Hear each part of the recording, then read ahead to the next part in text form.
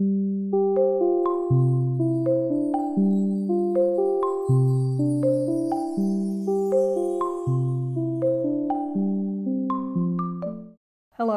and welcome to Ideas Live.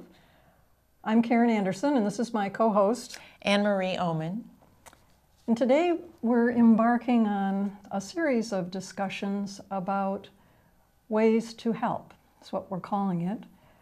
I think we're all aware of suffering and difficulty and challenges being faced by our members of our community, including ourselves perhaps, and people all over the world. Maybe we've never been so aware of the scope and depth of human suffering as we are today. And I think most of us want to help. And there are lots of ways to help, fortunately. And today we're going to focus on mentoring.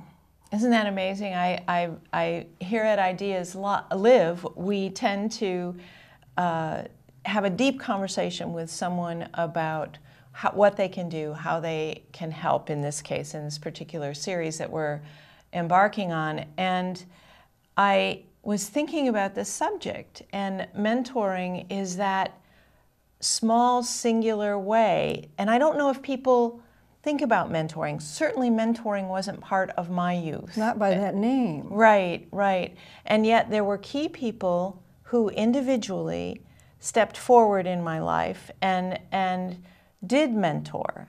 And nobody was talking about it in formal terms, but looking back, I think, oh, that was a mentoring moment. And the value of that, I just think we have overlooked that in many ways. So what was your experience with mentoring? Being mentored, you mean? Yes. Well, it was kind of like you suggest. It was informal. It was a teacher in 11th grade English class who invited a small group of us to become part of a creative writing group. I never thought of myself as a creative writer. And so about 6 of us met at her apartment, and she was a single woman and had a really gorgeous apartment full of books and had a very interesting life, studied abroad. And it opened up my world to the idea that not only maybe could I be a writer, but here's a way to live your life that didn't look anything like my mom's life. And so I think the impact of that was multifolded, because and I didn't know it at the time. See, I think often it's in hindsight that you look back and say, oh, wow, that made a difference. What about you? My 4th, 5th grade art teacher, I'd entered Catholic school, but the art teacher was a lay person who came in to take over that aspect, and she took time with me. And it's similar because she was the first person in my farm, agriculturally based life who talked about art and exposed me to what images did and talked about artists. And then she took us camping and she talked about love of nature. A different art. Yeah, and so I don't know if she spent a lot of time with me, but the time that she did was critically important to my perception about what I was interested in and eventually where I would be led. Yeah. And so that kind of opens the world. Yes. And yes. And that certainly is the role of a mentor, and you often don't appreciate it until maybe much later. And that's okay. Although if you're a mentor, if you're being the mentor, right. That's an important thing to take into account. You may not see results during the time that you're interacting with that person. Isn't that interesting? You have no idea. You might not know.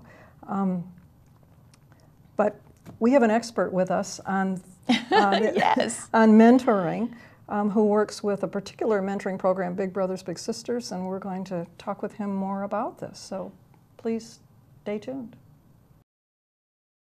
Hello, and welcome back to Ideas Live. We're embarking on a conversation about ways to help, and today's topic is mentoring, and we have an expert, Steve Andrews, with us, who is a mentoring specialist with Big Brothers Big Sisters. And I've worked with Steve a little bit in seeking out someone to mentor myself, and also just for his wisdom on this topic. So welcome, Steve. Thank you for having me. Glad to have you here. This is such an important topic, and it's really close to my heart. Absolutely. Because I've been involved in mentoring in many different ways over the years in Traverse City, and I wanted to say that with a couple of things. Anne of Green Gables is sitting here because one of the young women that I mentored, I would take this to our lunch meetings and read it to her, and she seemed not all that interested. I thought, am I wasting my time? But I kept reading it and reading it. And now she and I are still connected 15 years later. She's a young adult. And she reminisces about Anne of Green Gables. And I think it's a kind of example of how you often are unable to assess whether you're making an impact when in fact you may be. And that's a good thing. Absolutely, yeah. One of the biggest things that I try to tell all of our new volunteers is that kids don't really care about the activity necessarily. They value the time that you're spending with them, even if sometimes they act like they may not. That's really the biggest impact that you have is that you're spending time with them and that your focus is on them, because they might not have anyone in their lives who's doing that with them, is taking time out of their day to stop and say, how are you doing? What's going on with your life? What kind of things are, could you use help with? So.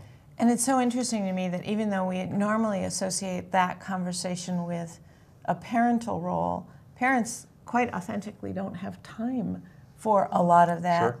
And I mean, when you think about the nature of family, back when there were enormous families, there were aunts and uncles and grandparents and people who could step in and either teach you things or have that conversation with you if a parent wasn't available. But now families are diverse and they're spread out, and Working parents. working, but the two income family is a requirement today, or parents have to meet those obligations, so that often they don't have the time, and that to me justifies mentorship in all kinds of ways. Absolutely. Yeah. You mentioned that you had your original maybe mentoring experience yourself was when you had an uncle living with your family, and that he had become kind of an important person in your life. Yeah, absolutely. He was, I think, just a pivotal part of my growing up. I had, had him and my dad both in the house, and I very much consider myself a conglomerate of both of their personalities, of just, how I engage with people, and I catch myself saying things, and I can hear his voice in the way I'm saying something, so definitely having him around was just another guy in the house had a huge impact on me. Yeah, and so here you are, doing the work. You're right. So those, I think we're all thinking now, especially in our childhoods, of being mentored and in a less formal way. So when you're looking for a mentor to work with big brothers, big sisters, what are the qualities that you want to see in that adult if a person is interested in mentoring?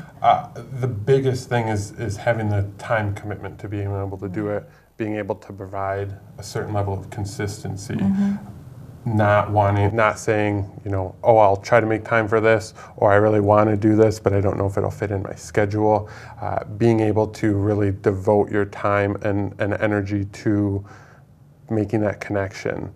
Obviously, empathy and compassion for somebody who came up from a different lifestyle than you maybe had is important, but I think everyone has the capability of being a mentor. Not everyone really realizes it. When they realize what the important things to get out of a relationship is just that taking time. So really that is our biggest thing, is being able to make that time. Okay. So when you are working with potential mentors, that would be one of your primary things. Do you really have the time? Absolutely, yeah. I think that's a really good question in this time, in this age, But you have some different programs. I mean, you have in-school programs and community-based programs, and I got involved originally with the school-based program, and what it meant was that I would go once a week and have lunch with a student. I mean, that's an hour or so a week. Right. So it's not like you're giving up a full day. I mean, I felt, even when I was working full-time, that this was pretty doable. Absolutely. But you do need to build it into your schedule. And that's the programs themselves sort of allow, and having that school-based programming really allows those people who might not be able to devote a weekend or devote an evening to still have an impact on a child. And there's a lot of impact that you can have in a child in an hour a week at school. I mean, as you can see, there's your Anne of Green Gables. Still there. That is simply sitting and reading with a child can have a huge impact. A lot of kids are below reading level. So having somebody who can take time to read to them is crucial.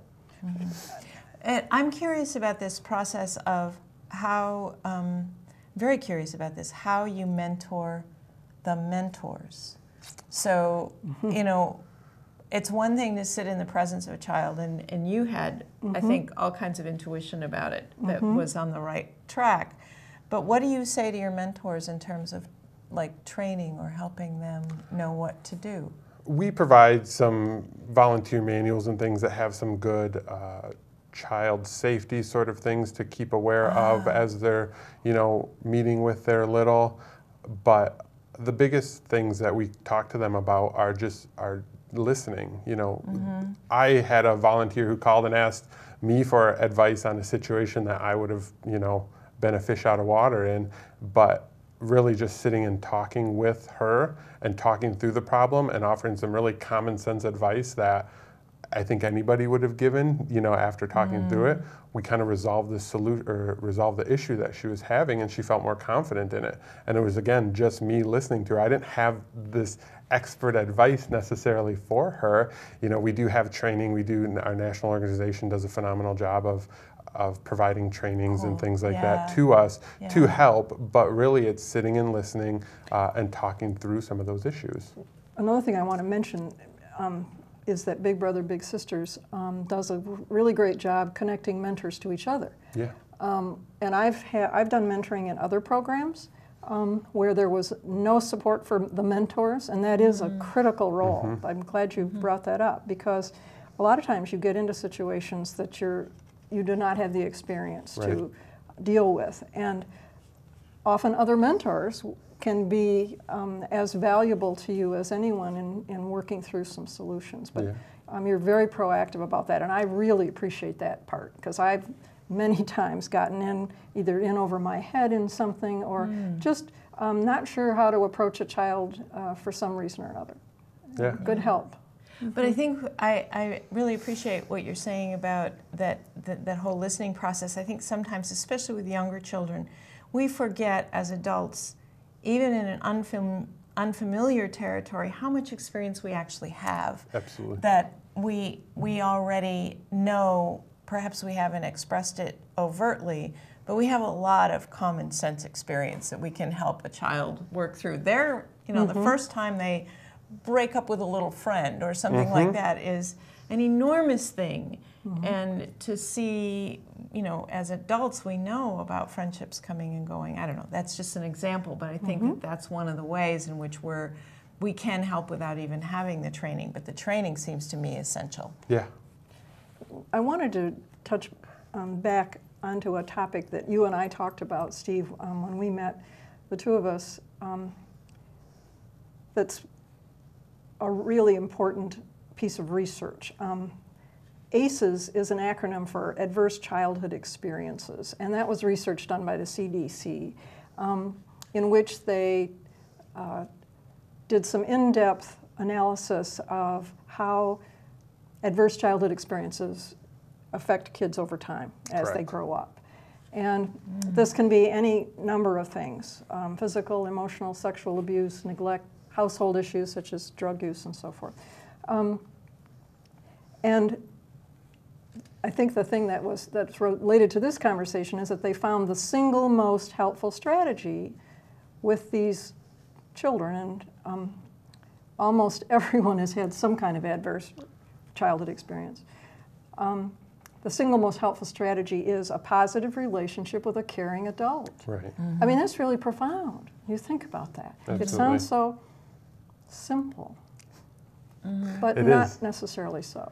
Yeah, and that's what we really try to, in recruiting people, that's a big part of that. It is simple, that taking a lunch break, taking an afternoon on a Saturday to teach a kid, how to fly a kite. Something as really as simple as that can have such a profound impact on a child who's had, more trauma in their life than a lot of people, have. So definitely there's a lot to say for how we can counteract that and the simplicity that can be involved if we all took a minute and, thought about all the kids in our community as all of our kids and not just somebody else's kids. That's a beautiful way to put it, that you encompass more than your family. It's the larger family of the community. Right. Yeah, I think that's but what you're saying about the positive relationships with a caring adult, I think what's interesting to me too is that what once happened organically now has to be formalized in a way. You had your uncle, I had my art teacher, you had your teacher, and that whole idea of, in this world where we have so little time, organizing and devoting time to mentorship impresses me. I'm just thinking that that's an important statement to say. Yeah, Our I mean, I society think has it's changed true that it takes a village to raise a child. And the more people that you can have involved in the child's life throughout, Yeah, that's is a more much better important. way of saying what I was trying to say. Thank you. Yeah. So we talked about some of the benefits of mentoring. And I remember when you and I were chatting, Steve, that one of the first things you said was it allows a child to explore in a safe way. And I think when I was in the community-based program and I could have a child over for a summer day, we just did ordinary things. We just went to the grocery store. We walked downtown, had ice cream, or went to the bookstore. And it seemed like a big deal. And it was a different experience and with a caring adult. Yeah. What about with older children? I mean, that makes perfect sense to me, but what about with older children who may have had some of these adverse childhood experiences and also may have developed an armor of either resentment or cynicism? What do you say to people, when they encounter that in their mentorship? Well, I think with older kids a lot, their worldview's a bit bigger than your 6 to 12-year-olds, which is kind of our typical age range that we hang out with or that we match with. But it's then getting on to how can we help them prepare? What are their interests? Sure. And that's how you kind of break that down. Talking with a volunteer who has zero experience in a video game, but him expressing interest because that's what that child's interest is, and all of a sudden they go, wow, like he wants to learn about what I'm interested in, and all of a sudden there's a light bulb goes on in that kid's head and says, okay, well, let's maybe be willing to explore some other things. So they're directing it into how the things that they have going on in their life or will have going on in their life in the future, and kind of giving more direction, whereas with the younger kids it's a lot of building a friendship and building trust early on. So I think that makes sense to me, that we have these experiences that are, how do I say this, are with older children who don't necessarily need to be, I don't need to say what I think you should know. I just need to have an experience with you. Yeah. I had a gal who was a teenager.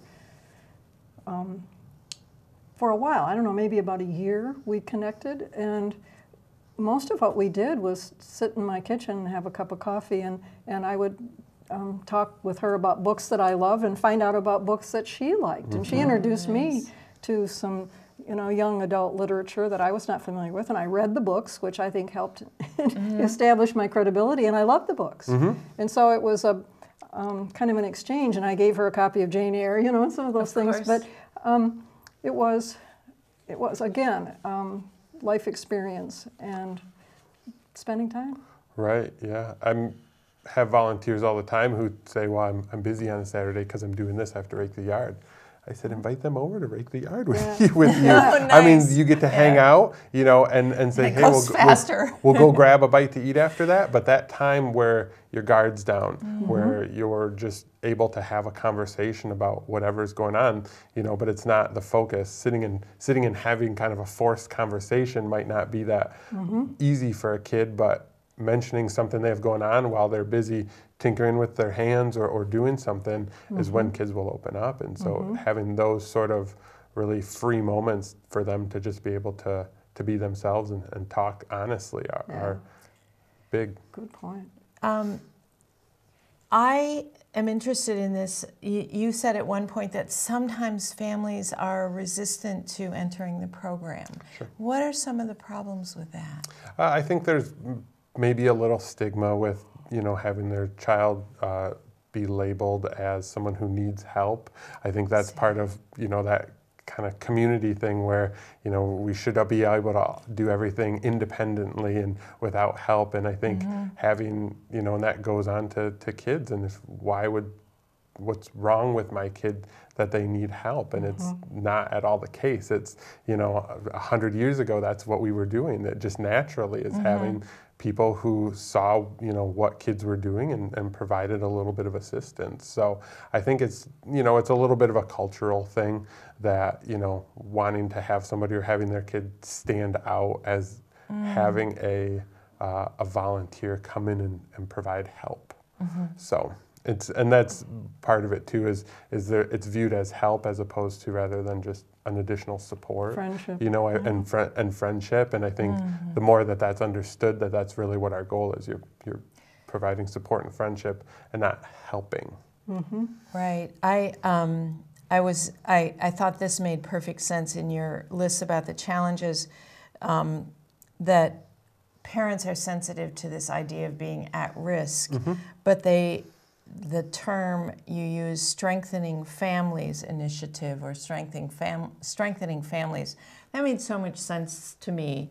Yeah. Whose family doesn't need strengthening? Really, Yeah. we all need, and it seems to me that that's a small shift also in the attitude a mentor has also. Right. It's not this, I'm working with this at-risk kid, it's more like I'm helping this entire family in this one small way, by having a relationship with this particular child. Right, absolutely. And we really focus our mentors on that they're there for that child, you know, and when we're coaching parents on that, you know, that's how we describe it, as they're just there to help provide that little bit of a boost that your kid needs, or to provide a little more access to an activity that they normally wouldn't get because the parents are working, like we discussed a little bit ago, or maybe just aren't financially able to provide that sort of thing.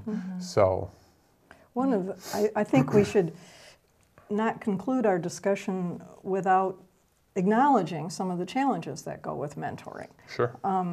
And we've alluded to one of them, and that is the relationship with the child's parents sometimes, and making sure we're clear on what the goals are. But also, and I've encountered this myself over and over, is having, as a mentor, having realistic expectations about what you can and cannot do. You mean by what you can and cannot kind of accomplish with that child? Yes. And you may see areas of need and not be able to impact them necessarily very much. Or a child is struggling and you want to fix it. Right. And you can't fix it. You can't fix all of it. And the young woman that I referenced, the Anne of Green Gables book, she and I are still in contact. She made this for me. She's in her 20s now. So and she's still struggling. She's married with a child and still struggling. And I still want to fix it. And I can't fix it. And I think you've made it clear that fixing it isn't even the goal, that there's the benefits, but I think that's a reminder that needs to always be out there. Right. And, you know, I don't always like saying fix, because a lot of times that would connotate that they're broken, and the kids aren't. There's not necessarily that, you know, they just have had a different life experience up to that point than we had at that point. So, you know, that's why that goal is not fixing something. It's just providing more, a broader worldview, of providing experiences to allow them to expand, what they're aware of, and doing those sorts of things. But, you had kind of just said that, not knowing whether or not you're having an impact. Yeah. And quite often, you have an impact without actually seeing it. We hear countless stories from parents who will tell us that, they made this decision as opposed to this. And the volunteer might have had the same phone call that month saying they're really struggling and they don't seem to be listening when I offer this advice. And they might not. That's just how I think kids are programmed. They're not going to, say, boy, you're right. I did the wrong thing there, but they're going to contemplate they're going to contemplate that conversation that you had when they're going into that next time they're going to need to use that. So I had a volunteer who told me his match ended on kind of a negative note.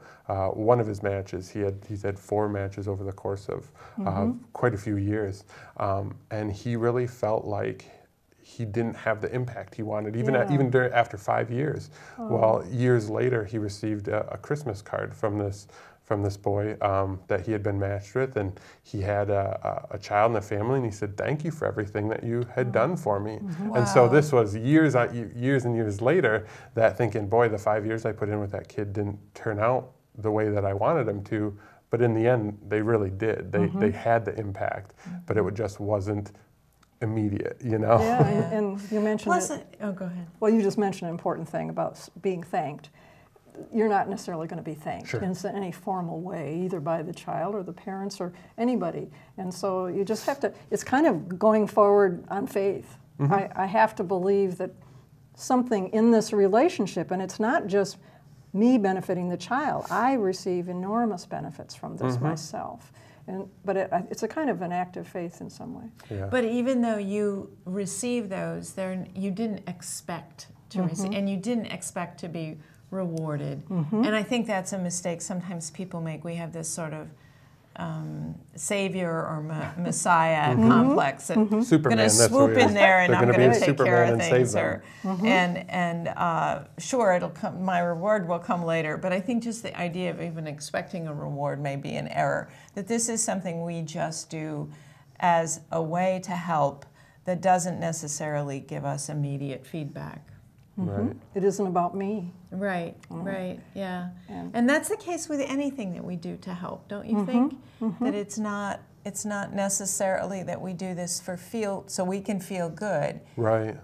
Or that child can feel good and we can take pride in that. It's that this is simply what human beings who want to help can do to help, period. Right. And I think, to your point, everyone's going to get something back. And I think some of the satisfaction and the more satisfied mentors I've come across they don't go in with what that's going to be. They don't have an expectation. They know that they're going to get something back, but they're not expecting this kid's going to, do better on this test or do that. But and I'm going to feel good about that. They're just going and they have this relationship and they kind of open themselves up to it as well.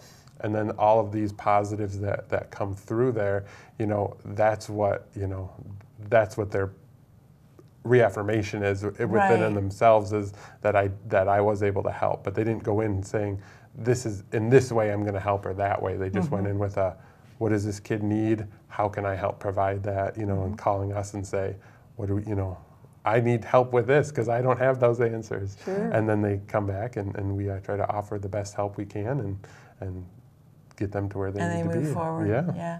But I liked what you said at the beginning of that there are no expectations in the beginning. That there are satisfactions that are going to rise, but going in without expectations creates a more successful scenario. Yeah. That's pretty powerful. Yeah. Wow, we need to wrap this up, but this is just so energizing.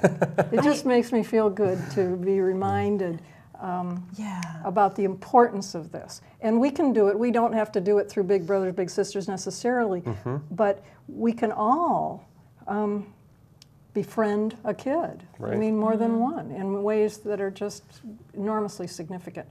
But your program makes it so much easier and more likely to succeed, I think. And another thing I think I'm hearing is that perceiving, as adults, perceiving ourselves as mentors becomes, that's a kind of cultural shift. Whereas once it might have been organic in a family, now to be watchful, even informally or formally, perceiving ourselves as playing that role is a way we can start to generate that movement towards help. Right. Yeah, that we can almost have that as an expectation within our community, that we're all mentors in different ways. Right. We need to be more conscious of it and maybe even be better at it. Yeah. Right. Thank you. Thank you Absolutely. so So much for being with us. informative. Yeah.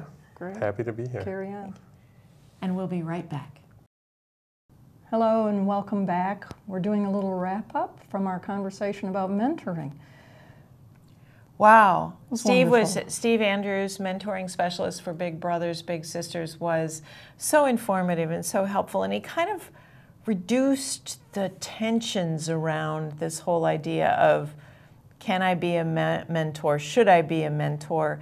And I felt really interested in the way we sort of pulled through this, that it was once an organic process and it can be an organic process again. Yeah, there's nothing to be afraid of, and Right. they provide such good help. Yeah. And I've been so grateful to them when I have run into an issue. Besides, they find some wonderful kids, and they work really closely in the schools. I mean, they're a presence in the schools, which is another kind of support. And he also, the way he talked about the matches, that you are, it's not a random selection, no. you are Yeah. very carefully matched with someone, which I thought was also a fascinating thing, because that's another thing where we intuitively feel a kinship with someone. I know. I always say, I'm not the one to help with math homework. Right. I could do reading, but Right. you know, here's my strength. Exactly. And I also really appreciated and felt this whole idea of the strengthening families over helping at risk. Right, You know, I right. thought that was a really important point too. And he pointed out that it isn't about fixing anything. Nobody needs fixing. We're just there to establish a friendship and support. Who doesn't need that? And I think we forget, I had to think into this about how I longed for adult attention. You know, my home was not it was not a dysfunctional home in any way. We had our issues, but the longing for attention when there was no room for attention with 5 children. That, I think we get back to that. A mentor can sometimes just do that. Just, I see you. The little gal that I've mentioned a couple times who made me this scarf, It's so when I cool. asked her what was helpful about, you know, all that time we spent, I followed her through elementary, junior high, and high school, and she said, well, you were dependable and you listened to me. I mean, pretty basic. I showed Yeah. up, listened. Yeah, and she knew you would be there. Wow, I think that says it all. Yeah. And that closes our show on mentoring, and we hope that you consider a way to help.